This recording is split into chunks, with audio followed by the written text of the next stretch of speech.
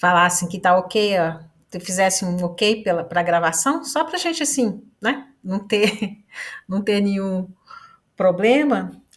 E é sempre bom a gente se preocupar com essas questões éticas, né? Então eu queria falar para vocês primeiro, dar boas-vindas, pedir calma e tranquilidade, porque já tem gente, né, muito ansioso querendo terminar o, o trabalho. E esse primeiro encontro eu queria falar para vocês um pouco da nossa expectativa. Eu quero que a Janaína me ajude também, tá, Janaína? Sobre o que é o trabalho de final de curso. Eu acho que vocês fizeram, nós já fizemos durante a disciplina várias vezes essa retomada.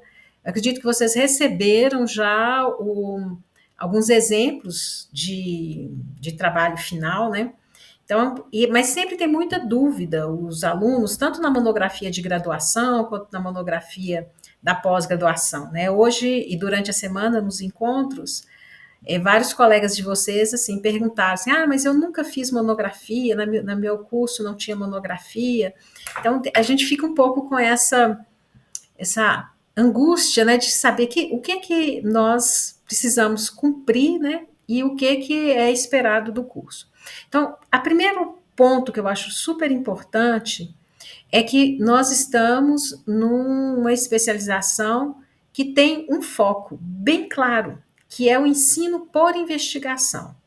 Então, vocês já devem ter visto em várias das disciplinas, né?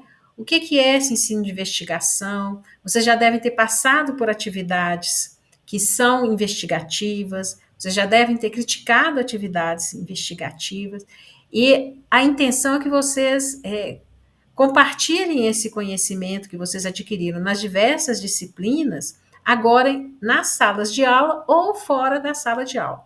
No nosso grupo, nós temos pelo menos uns 3 colegas que estão trabalhando em situações que são situações não escolares. A situação não escolar, ela tem algumas particularidades, principalmente a questão que você não pode montar uma sequência que ela depende de uma progressão, porque o participante numa sessão pode não estar na sessão posterior.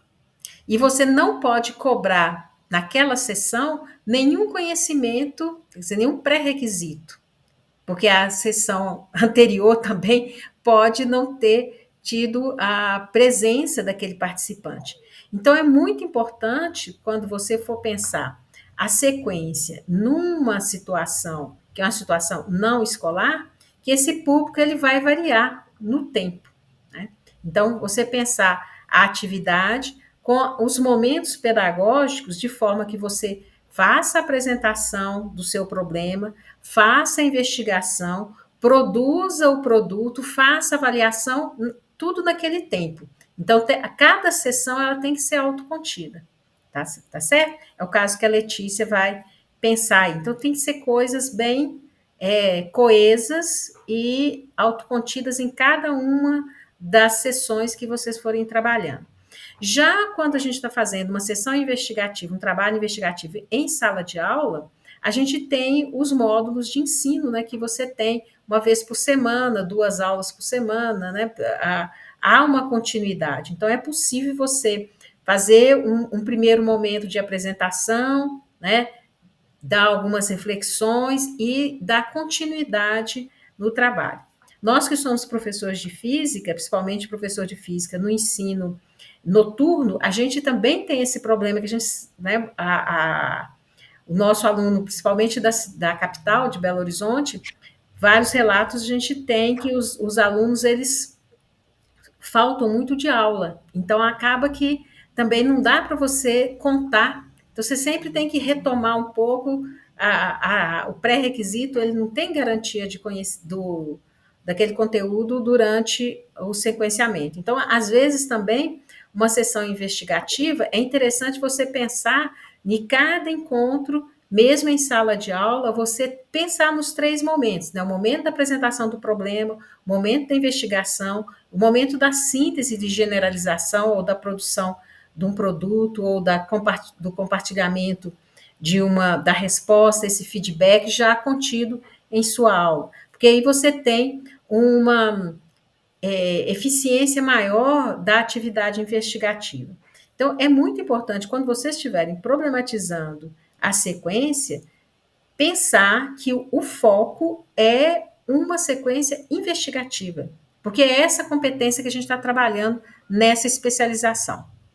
É claro que vocês tiveram um monte de outras ferramentas para pensar, por exemplo, como que vai ser mediação pedagógica, quais são as linguagens que vão ser utilizadas, né? Qual é a relação de ciência, tecnologia e sociedade que está presente, mas essas ferramentas, elas são ferramentas para você trabalhar o conteúdo, mas o foco do trabalho final é pensar ou tentar responder como que aquela atividade investigativa, né, foi desenvolvida, que tipo de impacto ela teve naqueles participantes e como que você pode avaliar, quer dizer, a avaliação aí é uma questão da avaliação formativa, no sentido de que como que eu posso contribuir para que outro colega, né, possa aplicar, quais são os limites, quais são as facilidades que a atividade investigativa tem, quais foram as dificuldades para implementar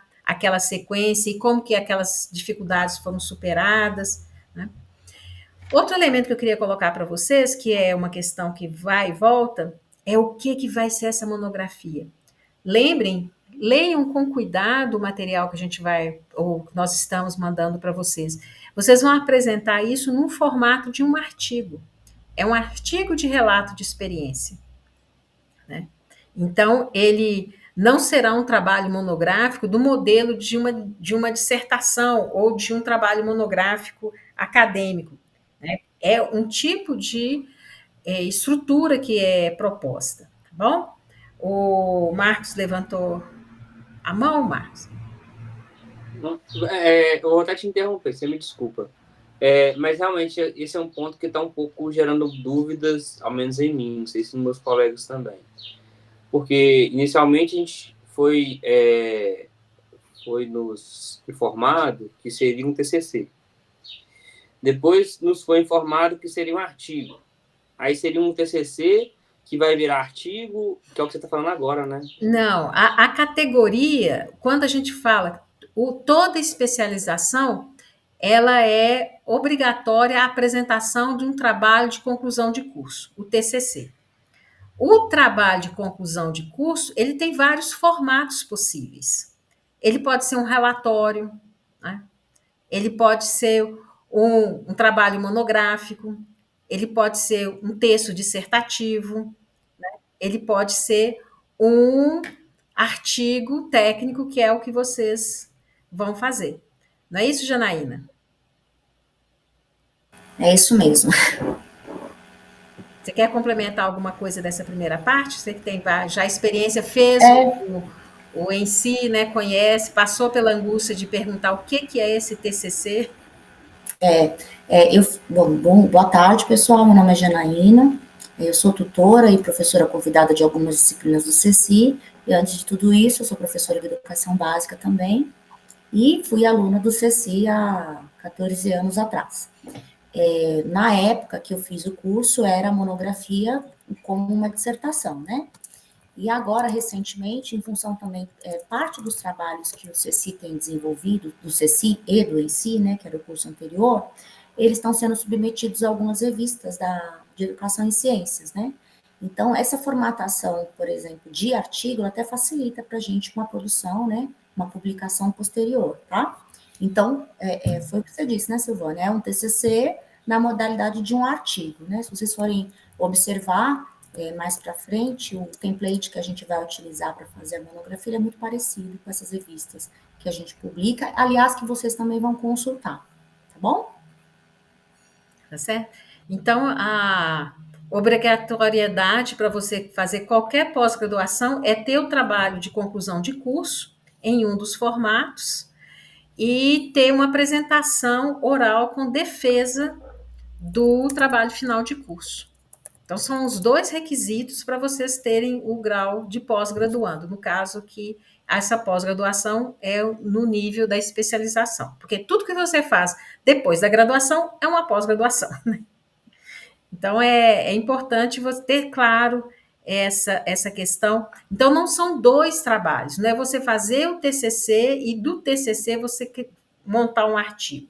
Você já vai apresentar os resultados da sua investigação no formato de um artigo. Né? Alguns programas de pós-graduação têm, por exemplo, que a dissertação final são 3 artigos publicados. Né? O aluno não faz mais um texto dissertativo. Né? Ele apresenta que o texto foi apresentado, foi submetido na revista tal, foi arbitrado, foi publicado, apresenta com os resultados iniciais, com o teste das hipóteses ou com o trabalho final. Então, essa modalidade de apresentar o artigo como um produto final do trabalho de conclusão de curso é uma vertente que tem aparecido muito, porque acelera a circulação do conhecimento. Né? Porque você escrever um texto dissertativo, aquele tempo, né, no século XIX, as teses de mestrado, eles chamavam tese porque eram teses, né? Tinha que ter um estado da arte primeiro, e depois tinha que ter todo o levantamento hipotético. Uma dissertação de mestrado tinha 500, 600 páginas, às vezes em 2, 3 tomos. Então, hoje já não é assim mais, né? A dissertação de mestrado é um trabalho, é um relatório técnico bem conciso, e alguns programas é até os artigos publicados em periódicos arbitrados, né? E tem a parte da defesa pública. Então, você veja que a parte da defesa pública, vocês vão ter um interlocutor, que somos nós aqui, eu, Janaína e o Sérgio, vão estar trabalhando aqui no desenvolvimento da investigação, mas depois vocês vão ter uma banca que vai ter um leitor externo que vai validar e vai arguir sobre o procedimento do trabalho. Então, tem essa parte oral também de arguição, essa performance oral, que faz parte de toda a pós-graduação. Tá certo? Mais alguma dúvida sobre o trabalho final?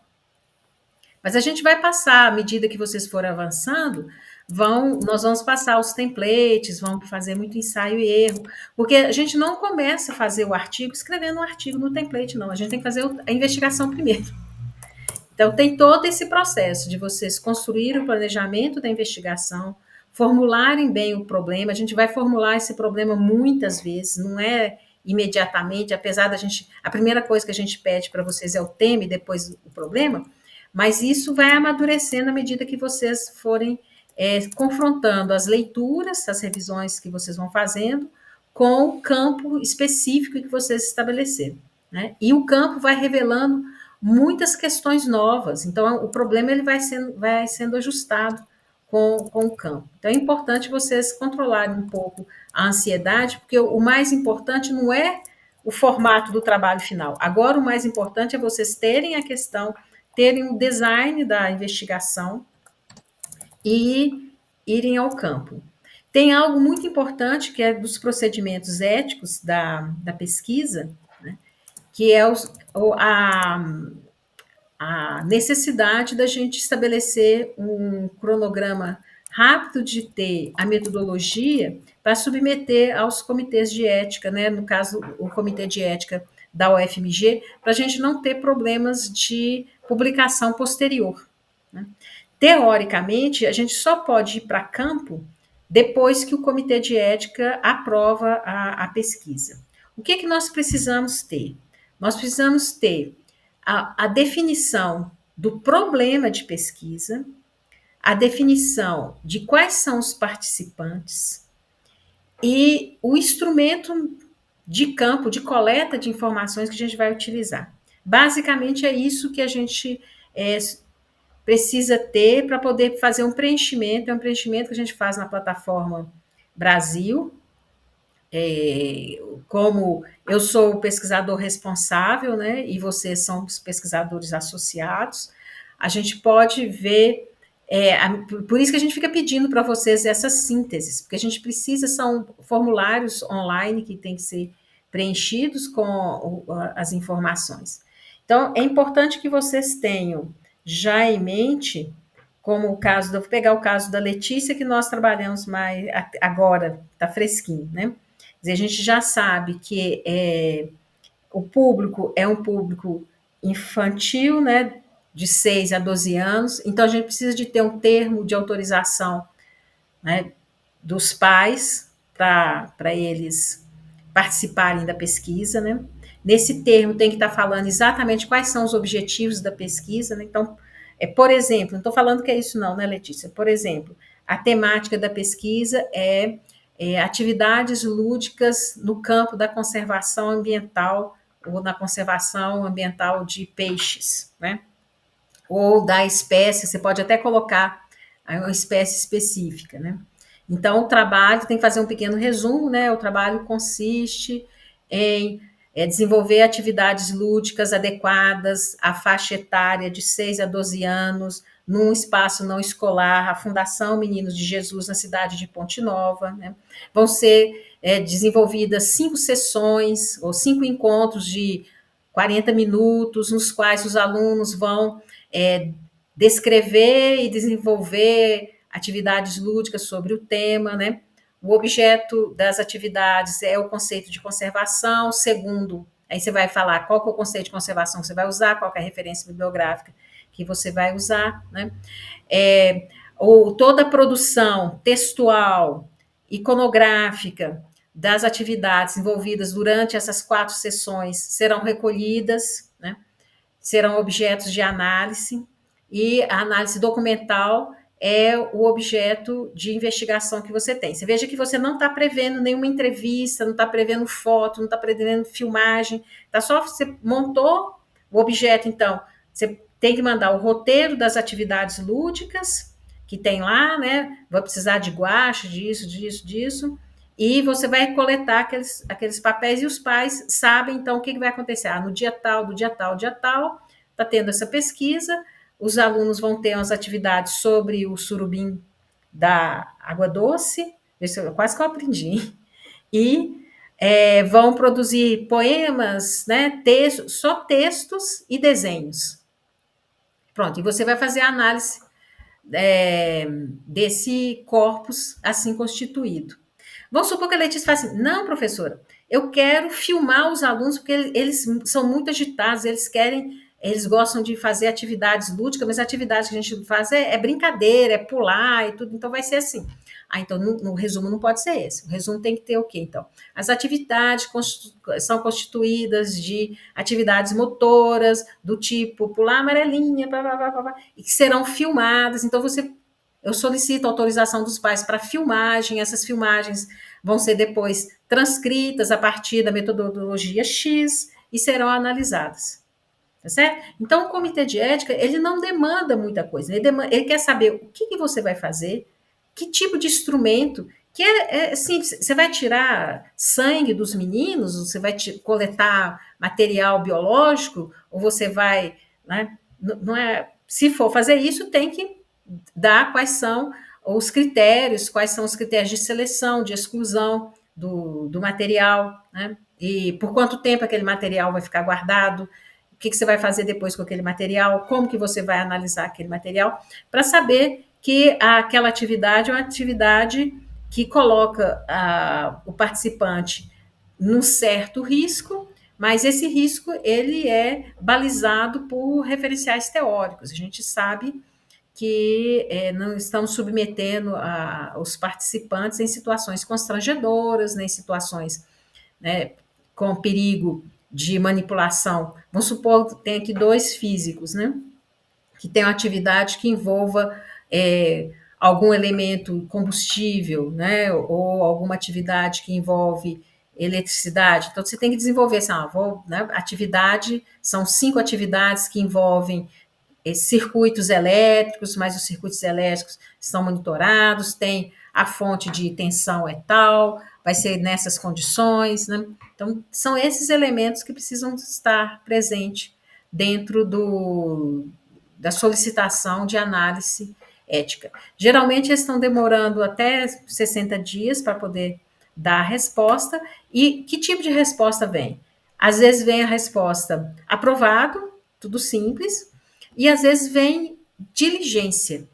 Quer dizer, alguma coisa que você não conseguiu explicar ou que o leitor, o parecerista, acha que tem algum perigo. Vamos supor, a gente fala de física nuclear, já fica morrendo de medo, né? Já acha que como se a gente pudesse andar com alguma fonte radioativa, assim, espontaneamente na sala de aula. Ou então, fazer dissecação. Nossa, não pode mais. A manipulação com animais dentro de sala de aula, você pensa que você vai levar um peixe para a sala de aula. Você tem que ter uma série de cuidados técnicos para poder e justificativas de manipulação de material biológico ou material, qualquer material que tenha algum risco de contaminação, que pode ser contaminação biológica, mas pode ser contaminação de outra natureza também, né? Química ou radioativa, né? Então, são essas questões que vocês precisam urgentemente pensar no momento da sequência e submeter. Teoricamente, qualquer investigação em sala de aula necessita passar pelo comitê de ética, né? Então, se vocês quiserem publicar nas revistas de maior impacto, e eu acho que qualquer revista já existe essa limitação, vocês precisam de colocar qual que é o limite do trabalho, se o trabalho não implica numa avaliação somativa, porque o aluno está colaborando com a sua pesquisa. Então, aquela atividade de investigação, ela não pode ter nenhum caráter obrigatório. Né? Então, não pode ser a avaliação final, não pode ser a avaliação da sua disciplina, tem que ser uma atividade que está ali com fins investigativos. Então, tem que ter isso muito claro para o envolvimento.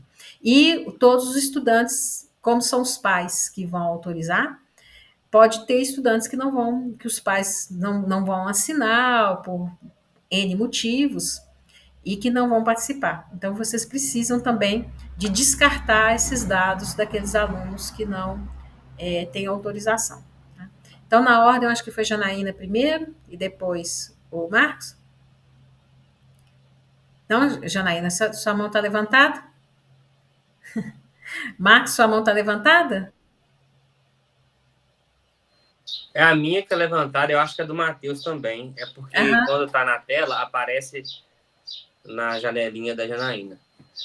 A minha dúvida é a seguinte: tem como orientar a pesquisa de forma a fugir, né, desse trâmite de solicitar o termo de consentimento? A gente sabe que investigação, né, ensino por investigação, sempre tem a importância do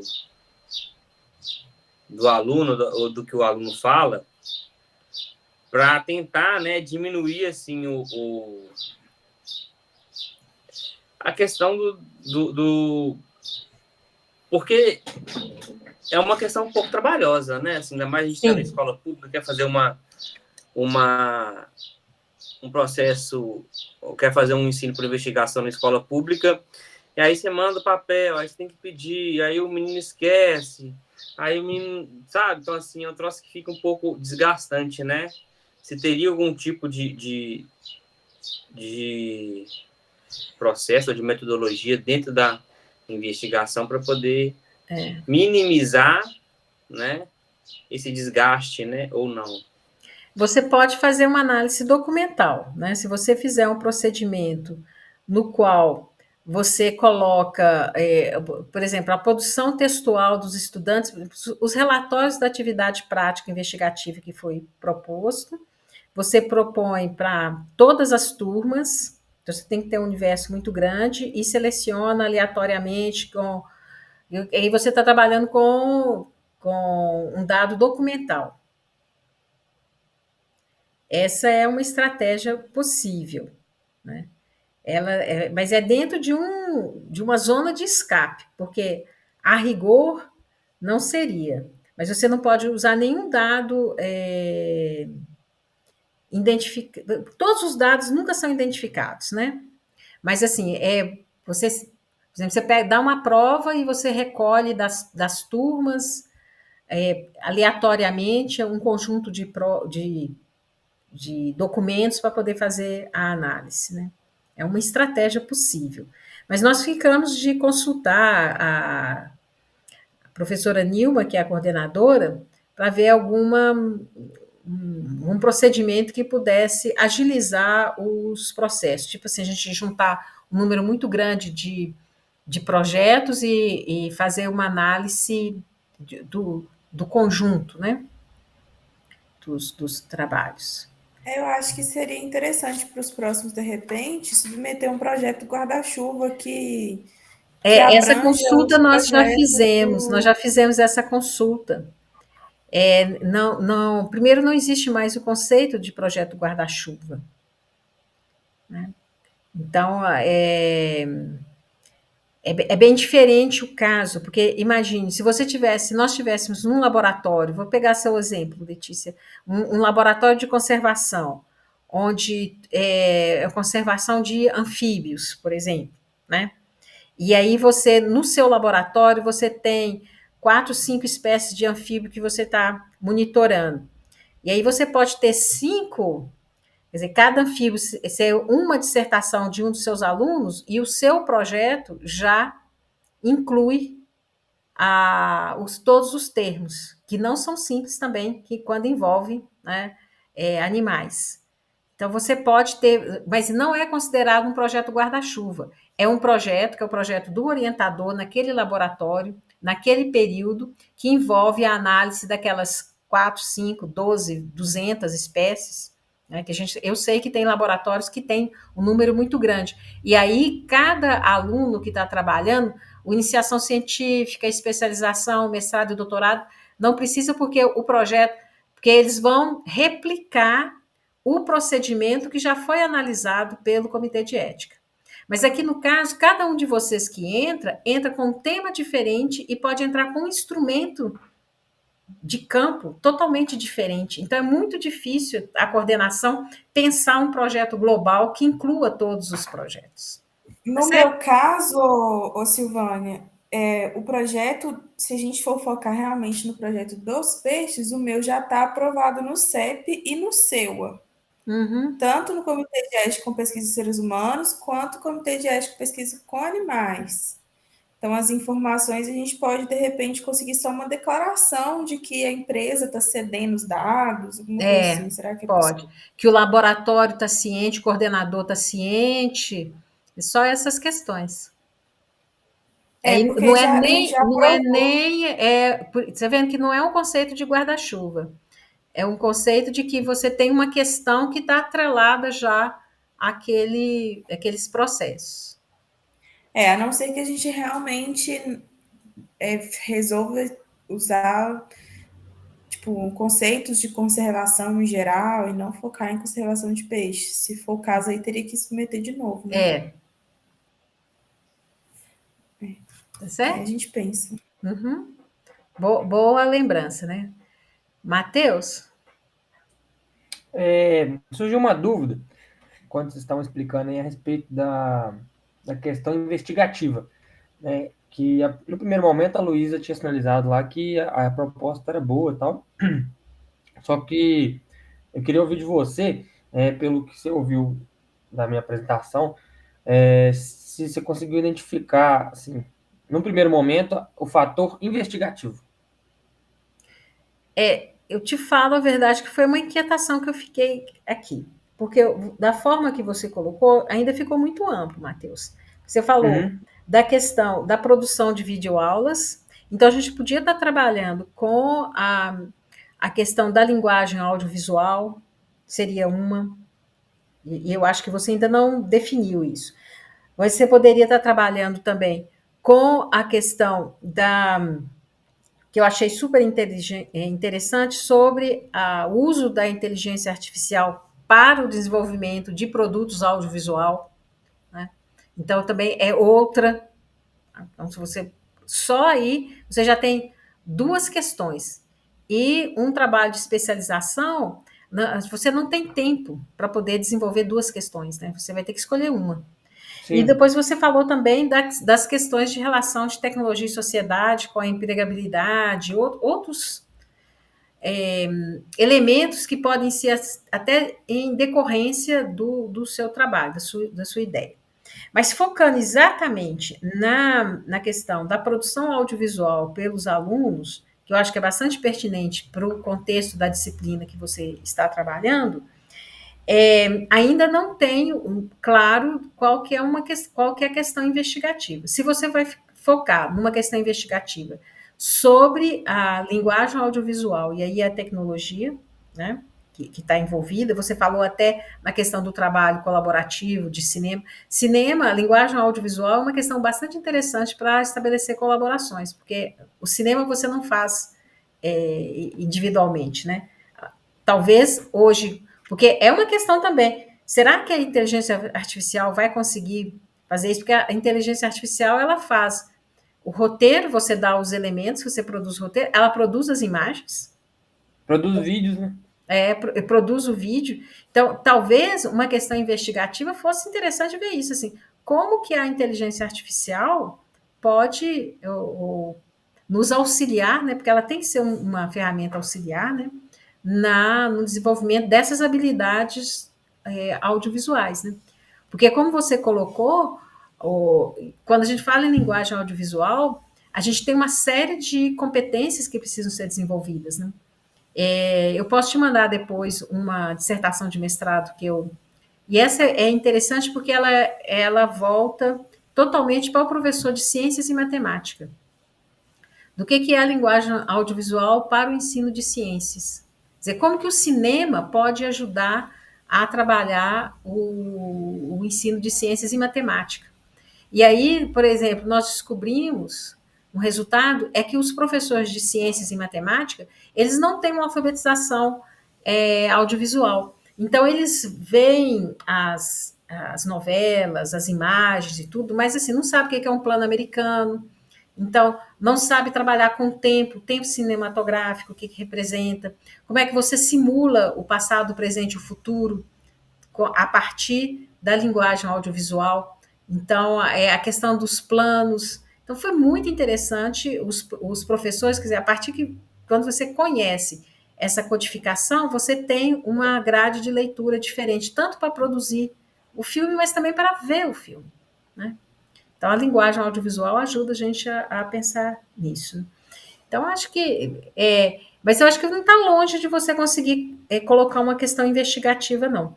E essa sua questão investigativa é muito interessante porque ela envolve essas tecnologias contemporâneas que estão aqui. Né? É como a gente trabalhava na física e na química com os simuladores. Né?